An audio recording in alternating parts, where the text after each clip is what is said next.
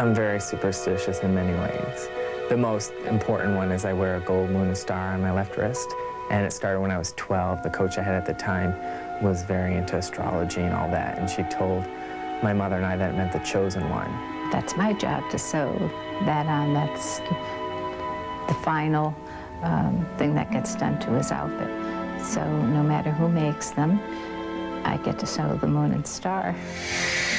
Mark's mother didn't sew the magical stitches for his short program at last year's Skate America, but all the other times it has certainly done the trick, bringing her son many trophies and medals. Still, there are a few more he'd like to have. It all began here at his local rink. Well, I consider Hamden my home. I started skating here when I was 6 at a Halloween party. I go back to the rink a lot of the time to help my sister teach with her kids. You know, I think it's fun that we can do it together since we skated together since we were little. And I like to think that I give the kids hope and inspiration that they also can do what I've done.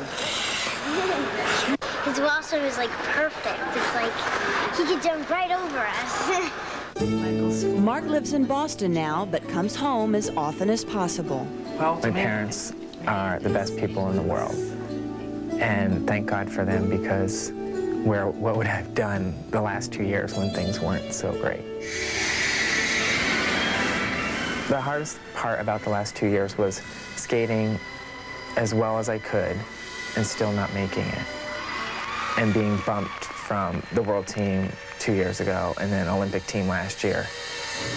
For other people who didn't compete, that was difficult to take.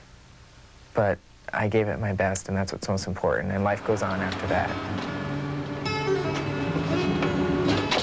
I love living in Boston because there's so much to do. I go out with a great girl who is not a skater, which gives me a whole nother outlook on life. The Olympics are the most important thing in my life right now because it's the only goal that I've set for myself in skating that I haven't attained. So when I make the Olympics, my skating career will be complete.